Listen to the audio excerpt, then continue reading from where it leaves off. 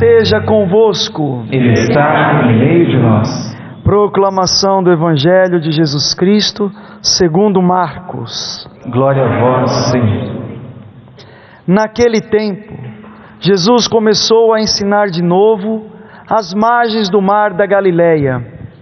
Uma multidão muito grande se reuniu em volta dele, de modo que Jesus entrou numa barca e se sentou, enquanto a multidão permanecia junto às margens na praia.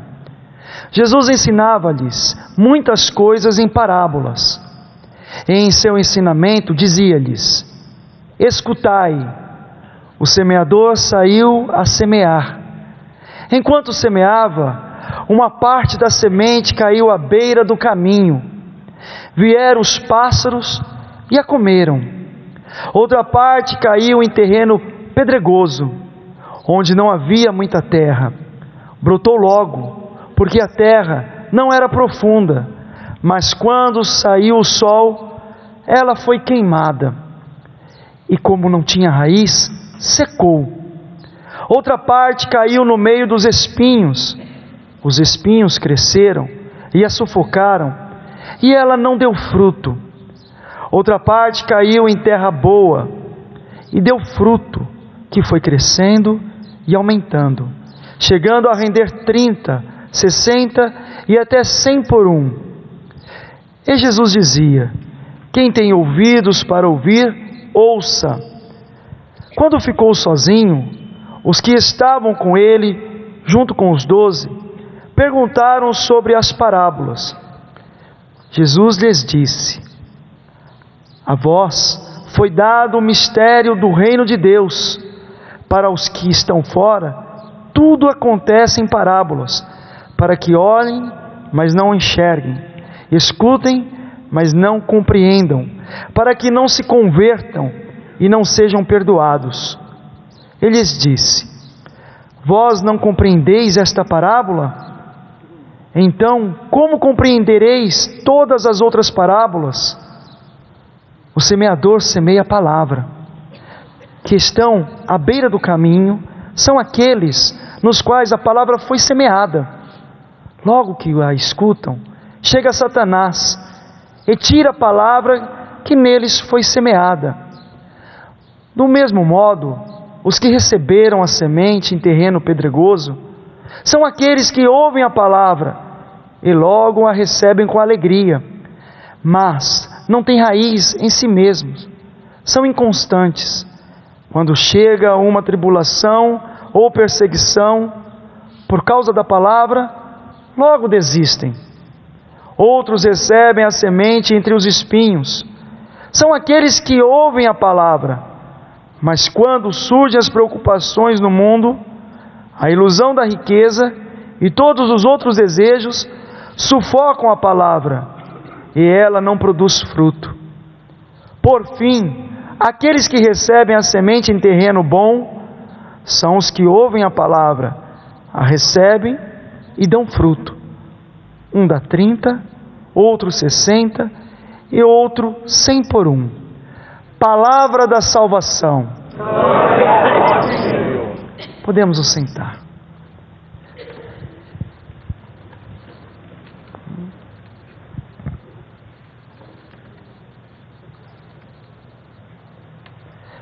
Hoje, no Evangelho de Marcos, nós vamos ver que o evangelista, ele se utiliza de parábolas. E é interessante, nós percebemos que essa via de instrumento, a parábola, é uma ferramenta onde vai trazer aquilo que é mistério para o povo, através de elementos que se dão no dia a dia. Como no tempo de hoje, temos a internet, que é uma realidade, uma ferramenta, que se usa basicamente em todos os locais, seja dentro da empresa, seja na casa. É uma ferramenta que é acessível a muitas pessoas hoje. E é através desse cotidiano que nosso Senhor Jesus Cristo, através daquilo que o evangelista São Marcos mostra, vai se utilizar para poder explicar o reino dos céus. Aliás, a parábola é uma via muito potente, muito eficaz, porque ela toca naquilo que diz do nosso cotidiano, daquilo que é algo que nós temos como que conhecimento. E por isso Jesus aqui, ele vai utilizar a parábola dentro de uma coisa que é muito comum para aqueles homens: a sementeira, a semente. Jesus utiliza uma realidade onde era também uma via de instrumento para aqueles homens. E ali ele começa a falar sobre o reino dos céus, sobre o reino de Deus, sobre a proposta do reino de Deus. Aqui o evangelista vai nos mostrar que o anúncio do reino de Deus sempre inicia através da palavra, através da via da palavra. Esse é o convite para nós, que nós sejamos comprometidos a anunciar o reino dos céus, a começar pela nossa coragem e ousadia de não negarmos o nosso profetismo, anunciando a palavra, porque o profeta sempre anuncia a palavra. Olhando para as cartas de Hebreus, nós vamos ver que essa palavra que é anunciada por Cristo se dá por excelência através do ambiente do templo, do santuário. E não é à toa que nós estamos dentro de um santuário, Pai das Misericórdias. Exatamente neste local, aonde o autor de Hebreus, da carta aos Hebreus, vai dizer que é o local para manifestação por excelência do reino de Deus, do anúncio da palavra de Deus, da manifestação de Deus. E que para nós, que graça é estarmos no Pai das Misericórdias, celebrando a Santa Missa, porque o grande mistério se dá neste local, exatamente neste local. É aqui onde o Senhor está entrando no nosso cotidiano, é aqui onde o Senhor está anunciando a sua palavra, é aqui onde o Senhor está se manifestando por excelência, porque aqui receberemos o corpo e sangue de Cristo. É exatamente neste local. Estamos vivendo o cumprimento desta palavra. Mas interessante também que no convite da liturgia da palavra, hoje, o evangelista nos coloca uma realidade muito interessante. Existem várias formas de se acolher a palavra, como também existem várias disposições para se acolher. A palavra é anunciada a todos, mas existem aqueles que a recebem sem compromisso.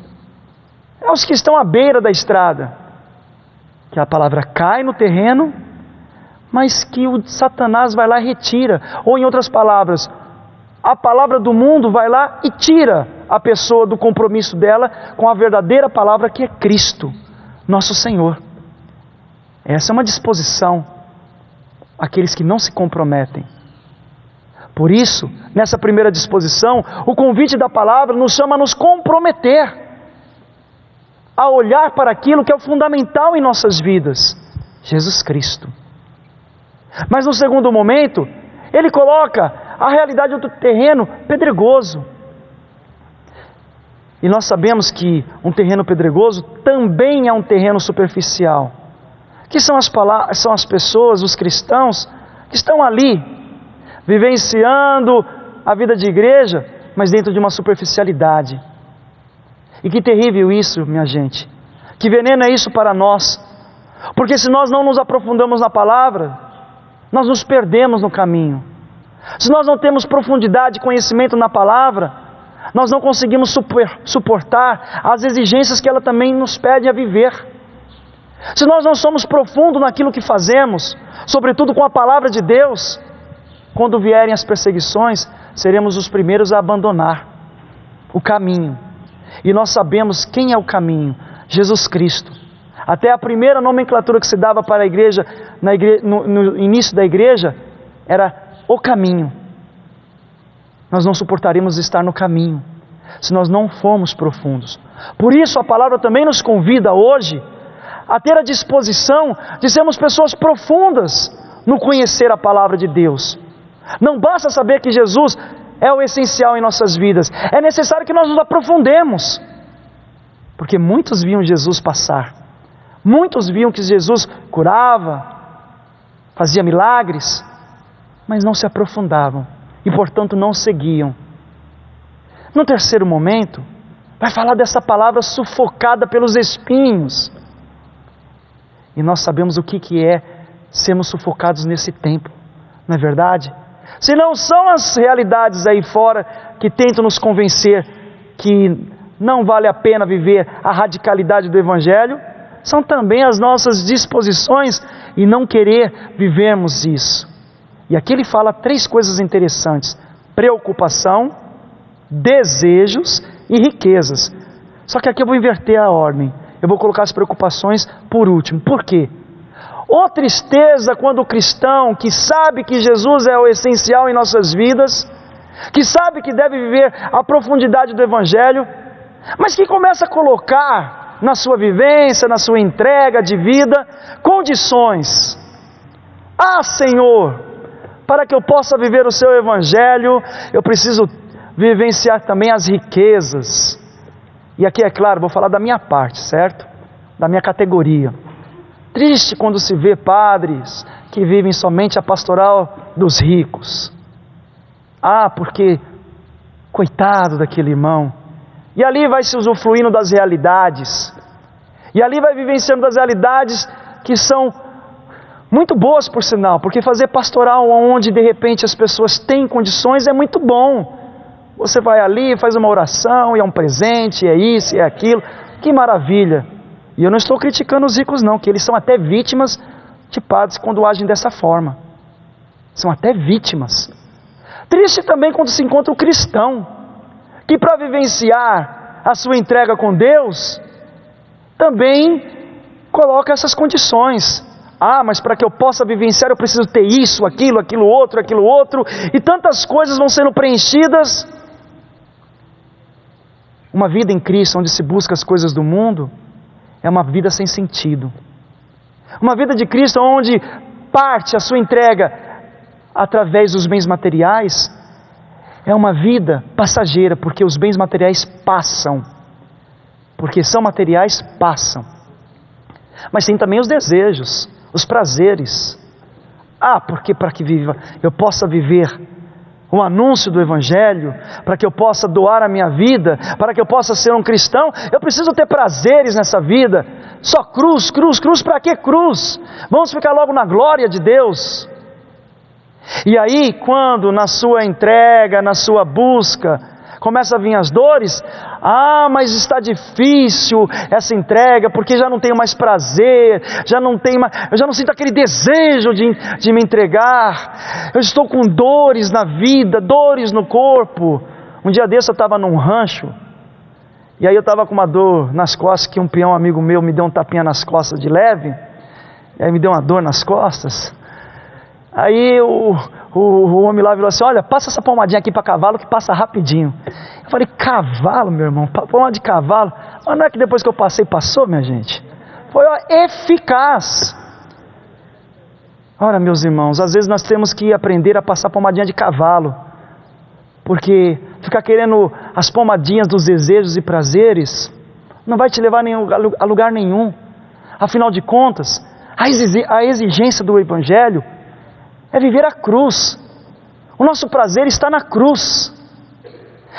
O nosso desejo deve ser único, a cruz de Cristo, e não outro lugar. Ele é o fundamental.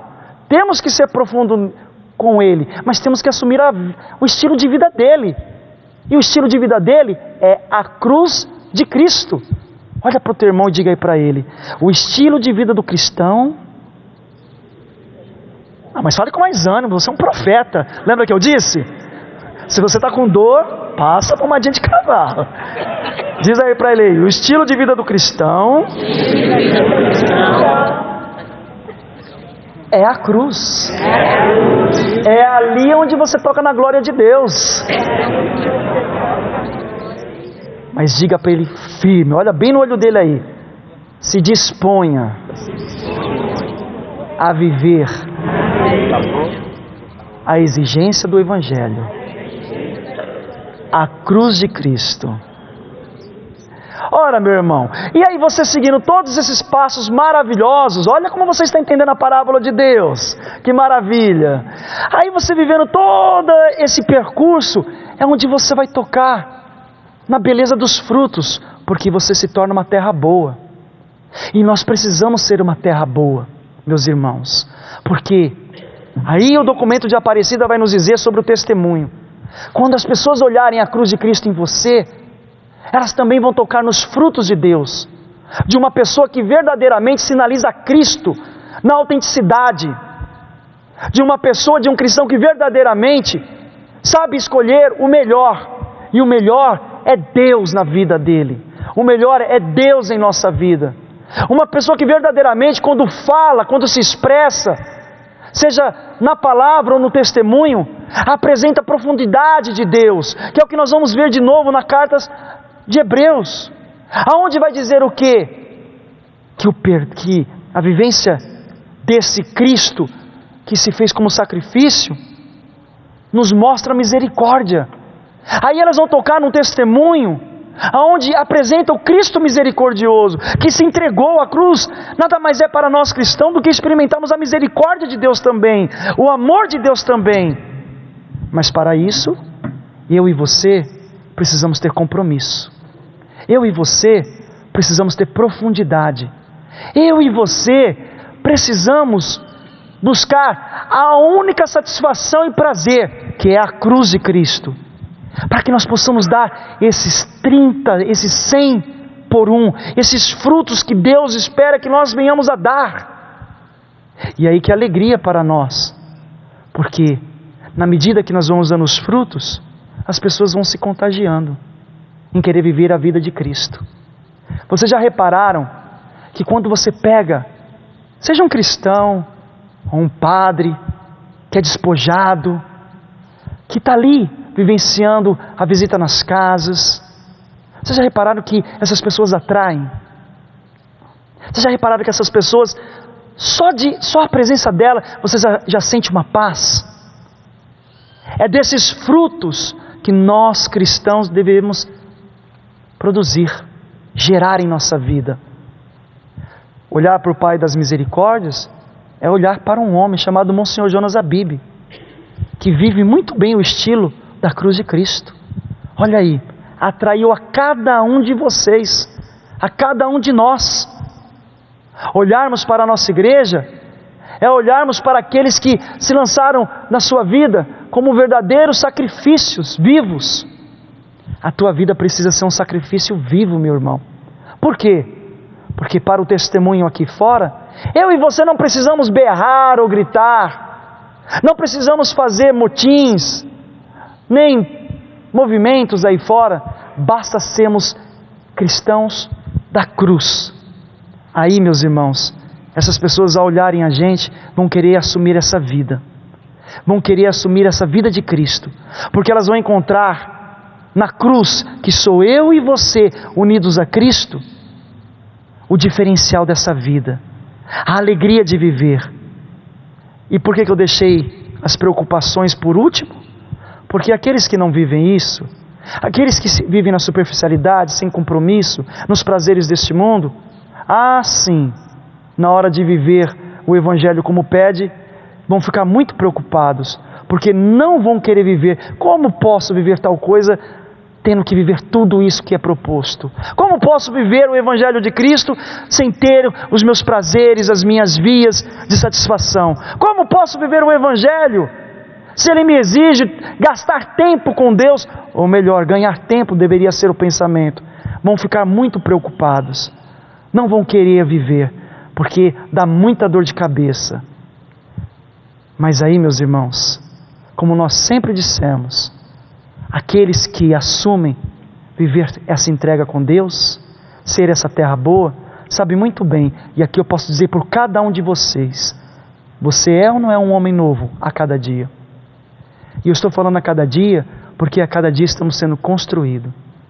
Você contempla ou não contempla o milagre de Deus na sua casa?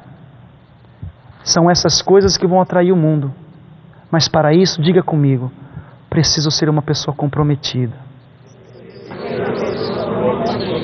Preciso ser uma pessoa de profundidade. Ter profundidade no conhecimento da cruz de Cristo. Preciso hoje encontrar o meu prazer, me satisfazer, encontrar a minha grande riqueza na cruz de Cristo e ser uma terra boa, que contagia o perdão, que contagia a misericórdia, que contagia o mundo com a mensagem e a palavra de Cristo. Vou pedir para o meu irmão Márcio cantar uma música de sua autoria, por sinal, que o Evangelho inicia dizendo: escuta, escutai. E ele traduziu muito bem isso numa música chamada, não sei o nome na verdade, mas Fala Senhor. Põe a mão no seu coração e peça mesmo, com todas as suas forças. Deus quer falar comigo em coisas tão pequenas, nas coisas simples. Deus quer falar comigo em coisas tão pequenas, nas coisas simples. Eu quero ouvir sua voz, eu quero ouvir sua voz.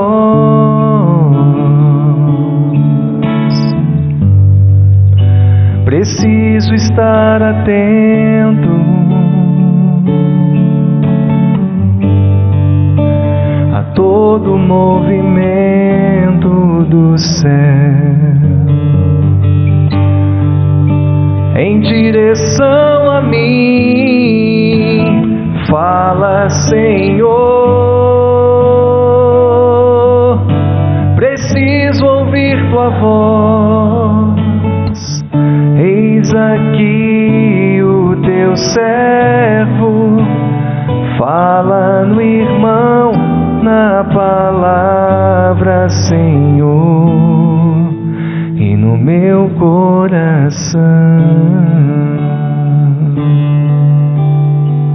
Quando nós escutamos a palavra de Deus e deixamos ela produzir os frutos, não nos perdemos nas preocupações, porque vamos aprendendo que a cada dia basta a sua preocupação, mas essa preocupação de viver bem o Evangelho, essa preocupação de ser luz no mundo, essa preocupação de contagiar o mundo com a palavra de Deus. É por isso que precisamos escutar a palavra de Deus. É por isso que precisamos hoje vivenciar esses passos do compromisso, da profundidade, vivenciar esse prazer de entrega, de despojamento que a cruz nos ensina, que não nos permite abandonar, mas que nos enche de alegria, para que seja 100 almas para Deus, para que seja um contínuo resgate de almas para Deus, para que cada vez mais pessoas toquem no milagre de Deus. Cantemos, fala, Senhor. Fala, Senhor, preciso ouvir tua voz. Eis aqui o teu servo, fala no irmão, na palavra, Senhor, e no meu coração.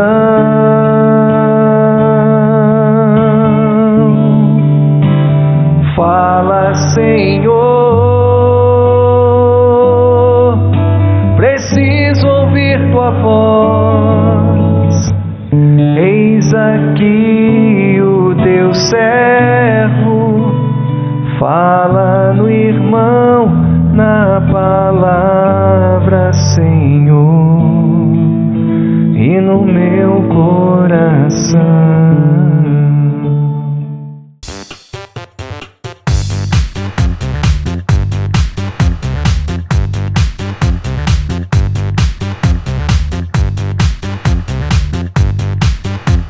Cançãonovaplay.com. Assine já!